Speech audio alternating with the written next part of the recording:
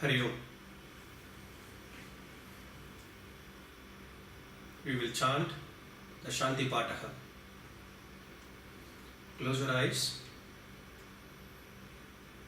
Your back, your neck and head erect. Your fingers interlaced and placed in front. Your body relaxed. Your breathing normal.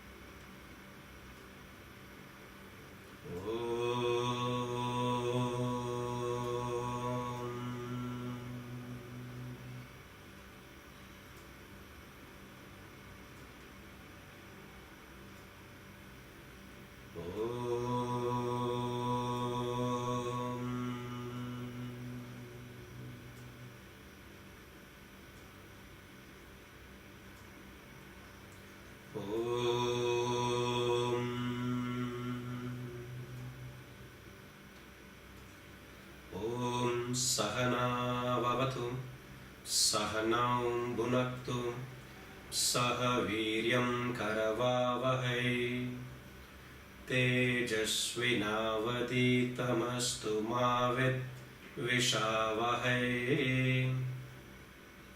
Om Shanti, Shanti.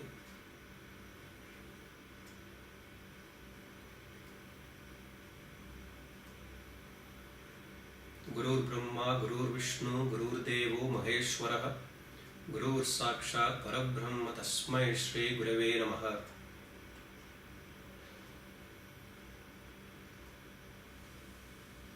Hari Om. Let us chant the Dhyana Shlokas. Om Parthaya Pratibodhitam Bhagavata Narayana Swayam Vyasena Gratitam Purana Munina Madhye Mahabharatam Advaita Amritavarshinim Bhagavatim Ashtadashadhyayinim Amba tvamanusandadhami Bhagavad Gite Bhava Dveshinim.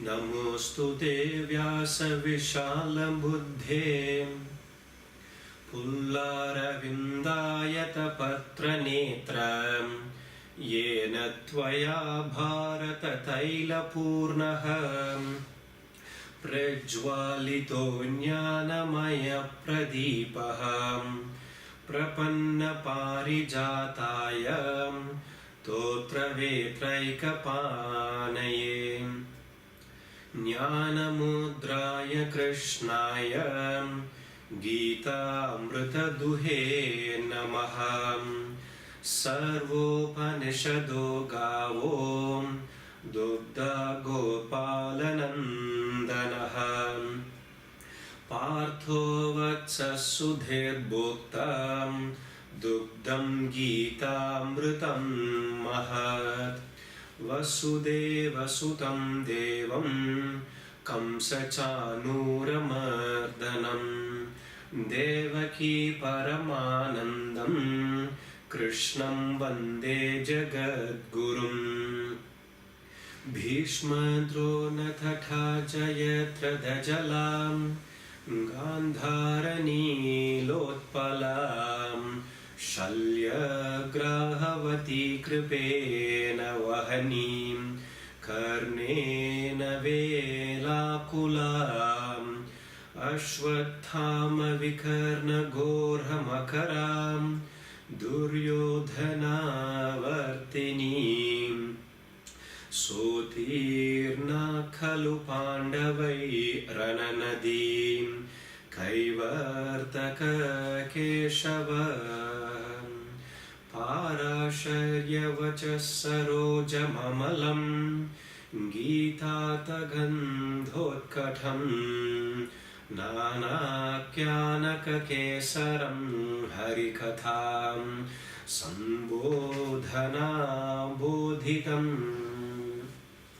Lokeshajjanashakpadairaharaha Pepiyamanam mudam Bhuyad Bharata Pankajam Kalimalam Pradvamsina Shreyase Mukam Karoti Vachalam Pangam Langayate Girim Yatkripatamaham Vande Paramanandhamadavam Yam Brahma Varunendra Rudra Marutaham Stunvanti Devyaistavai Vedai Sangapada Kramo Panishadai Gayanti Yam Samagam Dhyanavastita Tadgatena Manasam Pashyanti Yam Yogino Yasyam Tam Navidusura Suraganam Devaya Tasmai Namaha.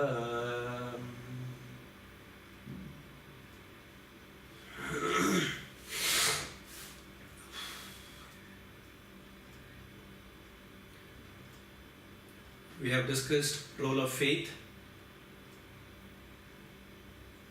the poem Casabianca.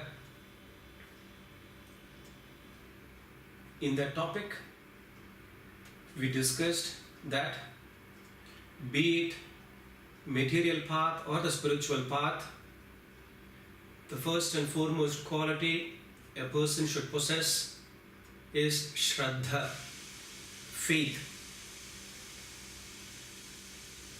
There is a lot of disturbance in the background, so I am sure the camera is catching that sound, so please bear with me. We can't avoid that sound. It is coming from the external place. So, role of faith.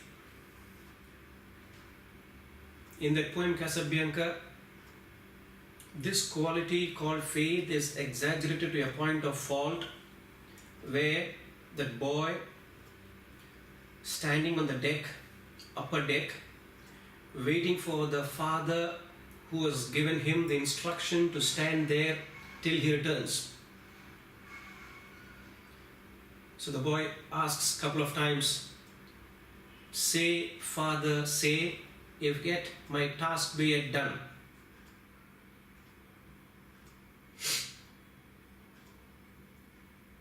So, even so in the spiritual path, a person need that faith to pursue this sadhana. Something unknown is to be attained. We do not know what that self is. Those masters who have tread the path, those masters who have attained realization, liberation, moksha, they are saying self is that which is to be attained. That is what is termed in the scripture as truth has to be attained here, now. Iha cheda vedi data satyamasti na chedi havedin mahati vinashti. Iha means here. Here means not here, now, in this lifetime. If truth is established, then we have led that path of spiritual pursuit. Otherwise, na chedi havedin mahati vinashtihi. Nashtihi means loss. Vinashtihi means great loss. Mahati vinashtihi means greatest of great loss. What is that loss? A person having taken the human birth and not attaining the truth, not reaching the ultimate supreme reality. So the Kena Upanishad talks about this particular point there. So from that standpoint, when the master who has reached that supreme reality, experiencing it, he or she, they are saying that self is to be attained.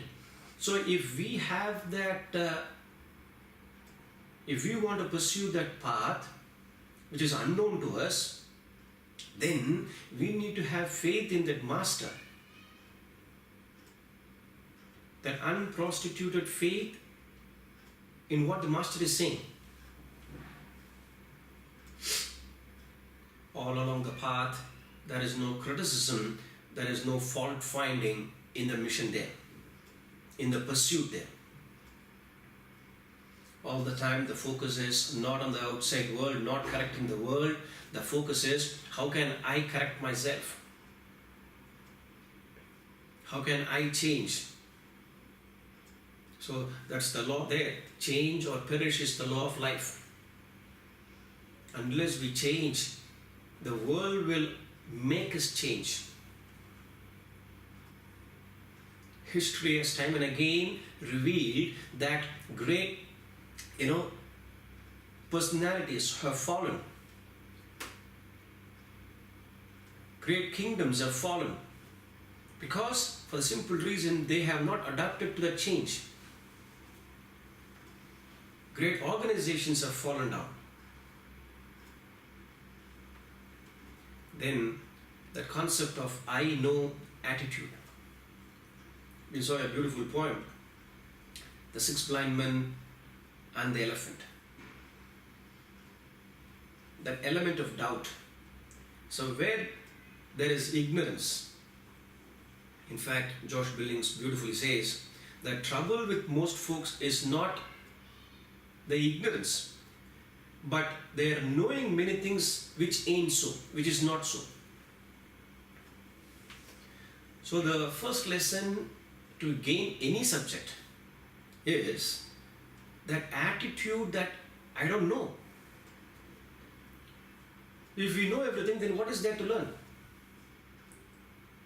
A student went to a master, studied there for 8 years, came back after finishing the course.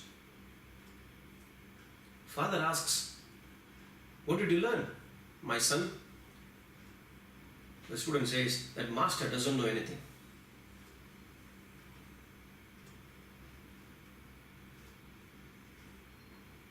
That I know attitude.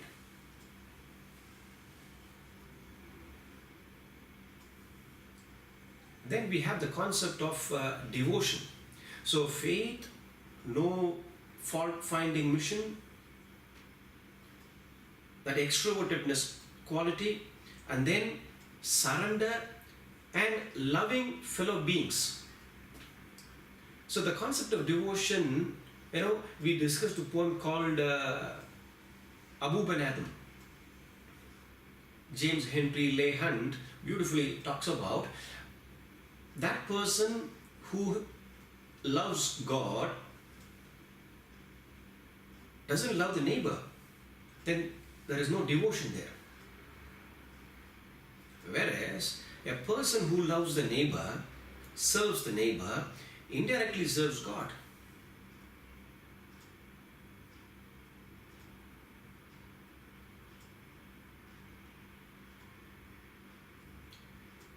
Friends, the fifth topic that we will be discussing is to have a purpose in life.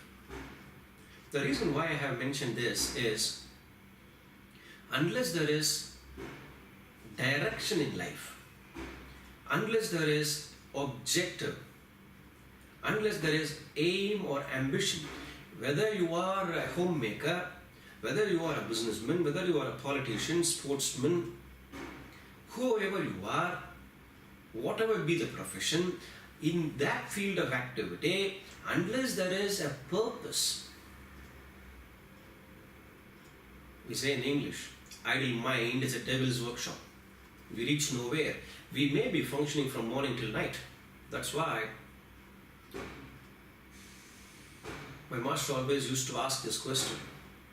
Are you looking forward for Monday mornings or are you looking forward for Friday evenings? Right from that school-going boy or girl to the old man, including everybody,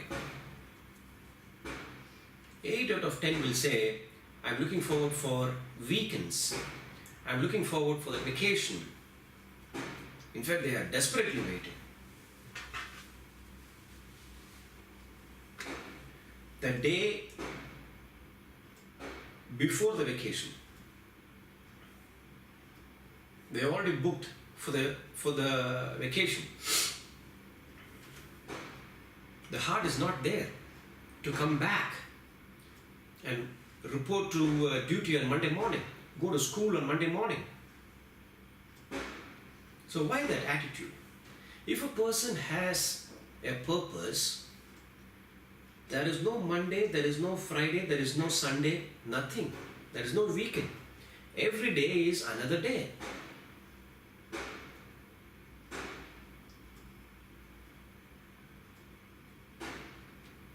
Imagine you are the captain of the ship and you are in the middle of the ocean. Why this purpose is important? When you are there in the middle of the ocean, you don't see the shore, so there is no lighthouse for you to guide to the shore. It is night time, so there is no sunlight, and there is no moonlight also. Pitch dark outside. How does the captain steer the boat, steer the ship? A captain has the map, so he knows from where he has started and where he has to go. He or she, whoever they are. The map has got a small symbol in some corner written as N with an arrow upwards. It symbolizes north. The captain also has a mariner's compass, which is all the time showing north. So when this map, which is showing N, north, and the mariner's compass, which is pointing north, are aligned, the captain knows one direction. With that one direction, the captain knows all other directions. South, east, west, etc. He knows in which direction he has to steer the boat in order to reach the destination. Same way, friends, the purpose in life gives us the direction in life. I have a glass of water here. I pour this on this table or on the floor. Water will flow in any direction. Whereas if I make a groove, a line, and pour water now, that water will take that particular groove. It flows in that particular groove. Same way, if actions are performed without any objective, without any purpose, we don't generate any energy. That is the reason why, if you analyze, from morning till night, all the professionals, take example of a homemaker working at home. Working at home means taking care of the house, the kitchen, etc. She cooks 3 times a day if you want the food fresh. 7 days a week, 365 days a year. Get sick and tired of doing that monotonously. After some time she complains that I want a break.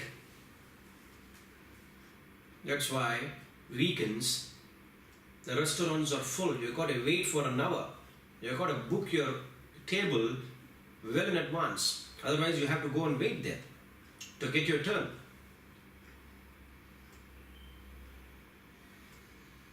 A doctor is performing his duty, her duty. an engineer is performing one's duty, a sportsman performing one's duty, politician, musicians. You will find by doing that action repeatedly. 80 to 85% of our day's actions are monotonous, repeated again and again. We are tired. We want to take a break. On the other hand, take an example of a person who is working for a purpose. Purposely, I am not discussing what that purpose is, because it differs from person to person, from different fields of activity. But purposely, I am not discussing whether it is selfish, the purpose being selfish or unselfish or selfless. We will come to that. So, when the person has a purpose, his direction is set. Whether to make money, name, fame, power, position, whatever be the purpose.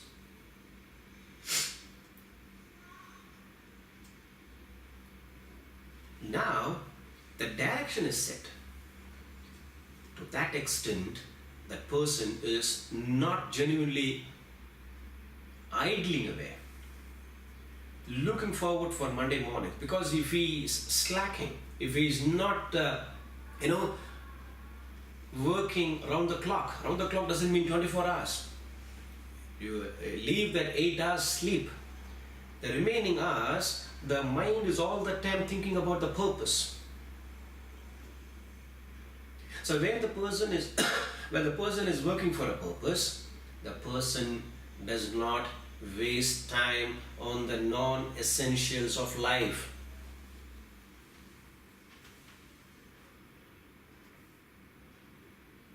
He is looking forward for Monday mornings. There is no weekend, there is no vacation. If at all there is a weekend or vacation, it is very short.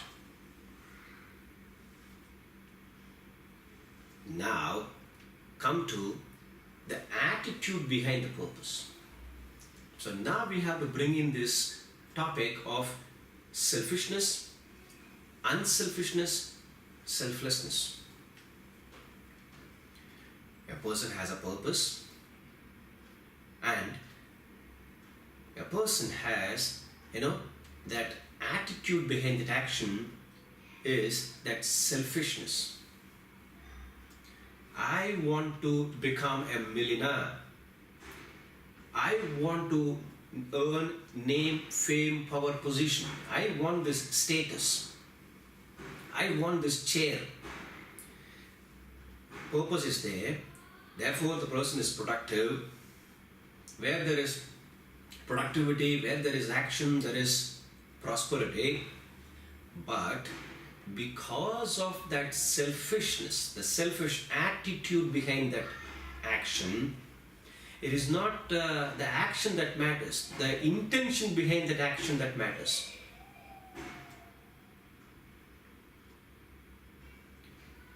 When there is selfishness, that selfish attitude, it drains, fatigue a person, saps the energy. Therefore, we can say, in this context, greater the purpose, greater the inspiration to work. Example, Mahatma Gandhi. He could have chosen, to be a barrister, pursued his, profession as a lawyer, and earned a lot of name and fame personally. But he chose not that. He had a choice. The choice was being selfish or unselfish. He pitched up a purpose. The purpose was to serve the nation, to bring in liberation from the clutches of the British. Greater the purpose, greater the inspiration to work. Though he was put into a lot of difficulty, obstacles, challenges, all those obstacles, challenges did not hinder any of his actions. In fact, more the obstacle, more the strength for him. Nelson Mandela, Mother Teresa, all great stalwarts, those who had a purpose, that unselfishness behind that purpose, that gave them inner strength. Not just a purpose alone. Yes, purpose gives them that direction, but it is that inner strength which makes them function for that purpose, even though there may be obstacles or challenges on the way. So here we can understand what that selfishness means, what that unselfishness means. It is difficult to explain the concept of selflessness and difficult to understand the concept of selflessness. Selfishness means, how can I benefit? Unselfishness means, how can we benefit? So there is a personal motive, there is an impersonal motive. Whereas when it comes to selflessness, there is no personal or impersonal motive. We just do what we ought to do. So if I bring in an example of how nature functions, how the plant and the animals function, take that spirit alone in order to understand selflessness and practice it. Sun shines, there is no motive behind the sun shining. A river flows, there is no motive behind the river flowing.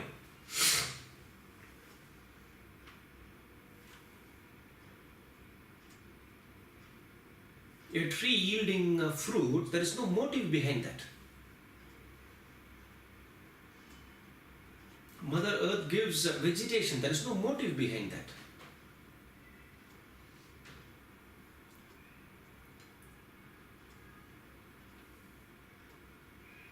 A cow gives milk, there is no motive behind that. Take that spirit alone and let us live that, let us practice that. So the beautiful principle here is maximum work, minimum profit.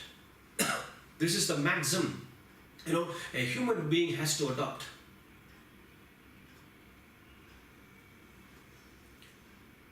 So my Parsarthi always used to say, my Guru always used to say, let us work for a purpose. Why are we thinking about our selfish interest? So he always used to say, he used to explain that concept of Bharata Rishabha. Arjuna in the Bhagavad Gita, in the Mahabharata, has earned that name.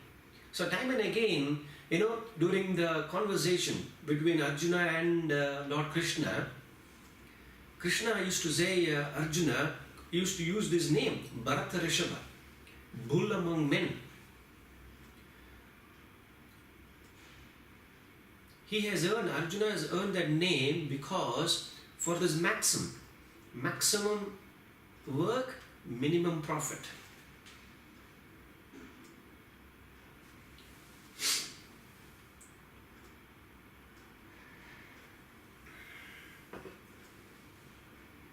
So to come back to this topic here, have a purpose in life.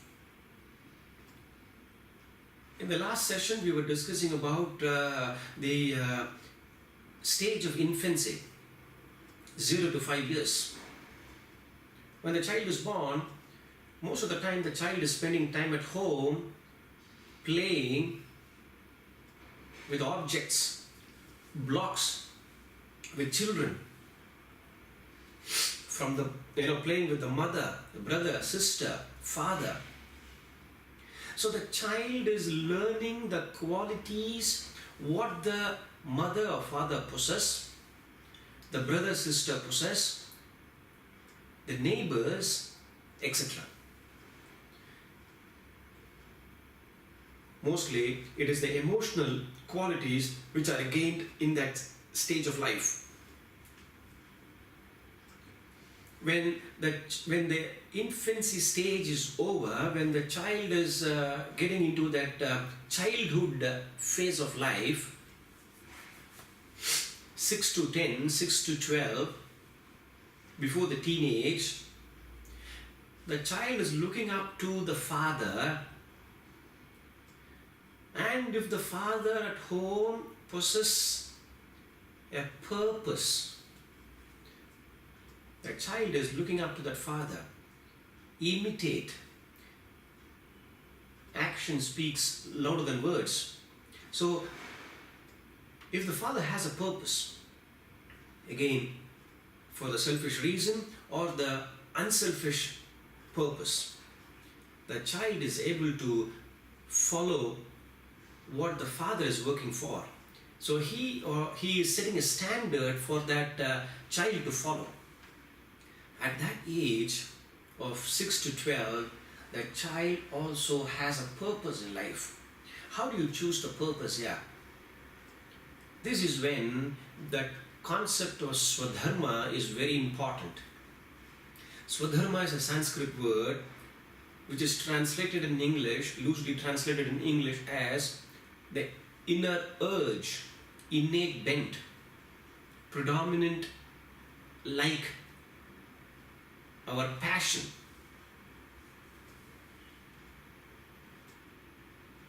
That individual, the child left alone, given that freedom, is very happy doing a particular, taking up a particular vocation. It can be anything, sport or drawing, dance, any field of activity. So if we are nourishing that particular quality in the child, something which we can see as child prodigies, that child has that tendency which is expressed, at early childhood. Roger Federer taking up to tennis.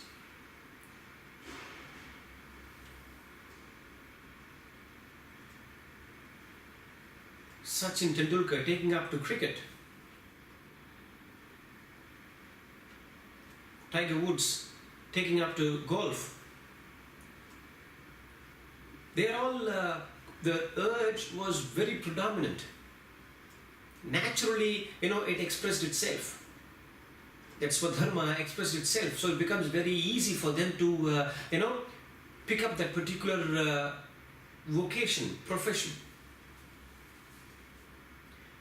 One thing which is very important to notice here is this inner urge will not be sporadic, will be consistent over a period of time. So at home, the father and mother spending time with the child got to identify, find out what that child's interest is. What is the child's interest is.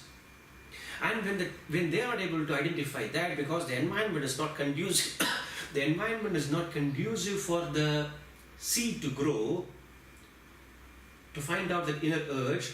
At school, the teachers, the primary teachers, their main objective is to find out what the children's predominant interests are, interest is. If they are nurtured in that direction, the child will be happy, peaceful, productive. They turn out a whole, complete individual. They blossom. On the other hand, the parents are choosing what that child's profession should be, what they should study, be it medicine, engineering.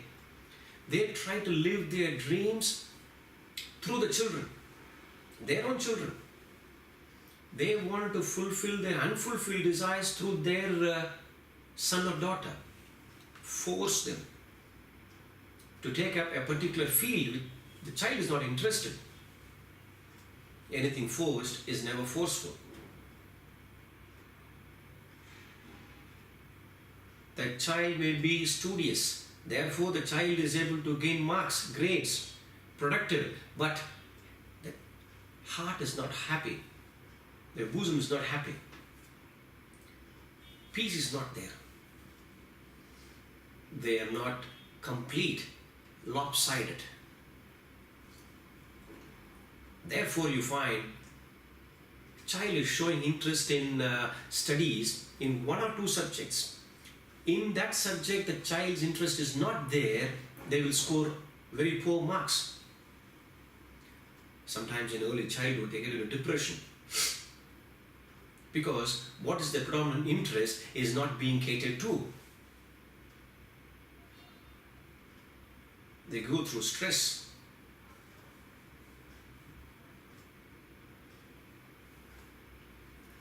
Coming back to the topic here, have a purpose in life. Unless there is a purpose, direction is not set.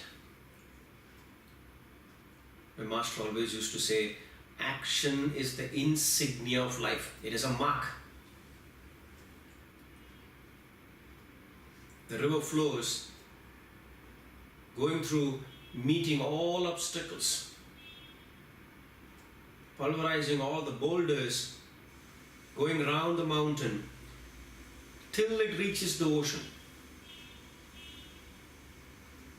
where the river is flowing, it is fresh. That river which is stagnant collects dirt, not only destroy herself, pollutes the environment also. Same way, friends, unless we have a purpose and we are continuously acting, moving, we also accumulate dirt in the form of desires, putrefy. When not only we putrefy, destroy ourselves, we destroy the environment also. Idle mind is a devil's workshop.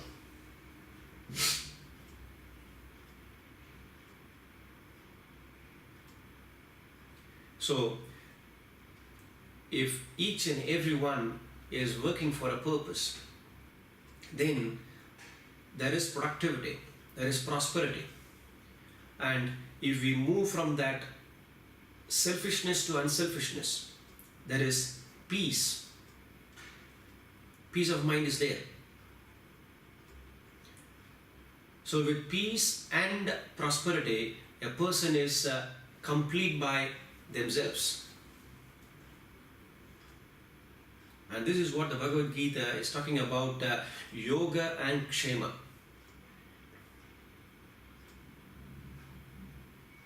Yoga means union with the ideal, the goal, and kshema means we can take it as prosperity, at the same time we can take it as peace of mind.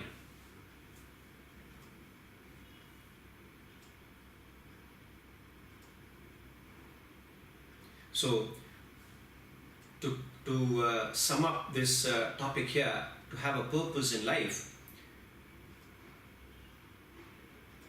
that continuous striving towards the purpose gives us that action,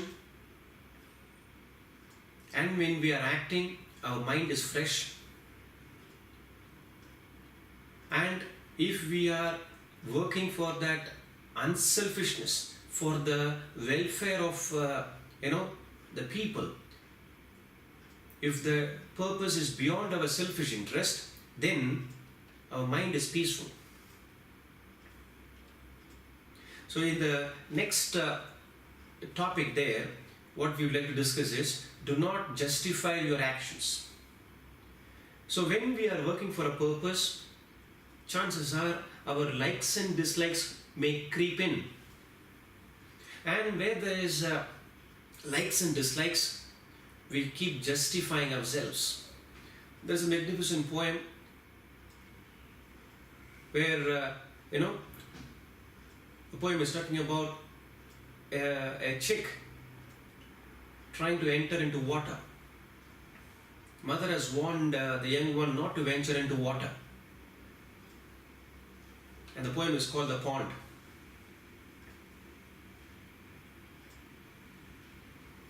So when the mother bird was away, this young one sees all the small ducklings going in and out.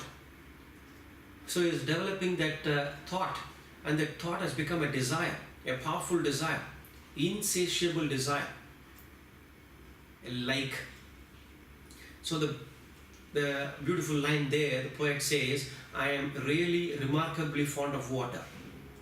Goes in. Before going in, the chick is trying to reason herself.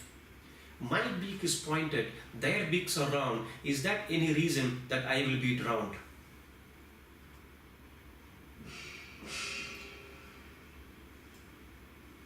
Goes in.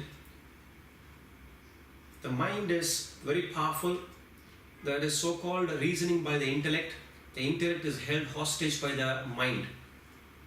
So, in order to perform our action, pursue our like, sometimes we justify.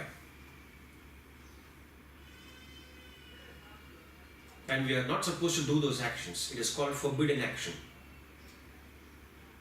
And in those areas, we reason it out, and then console ourselves, justify ourselves, perform that action, and burn our fingers. Sometimes it is fatal, sometimes it is detrimental. We will continue further.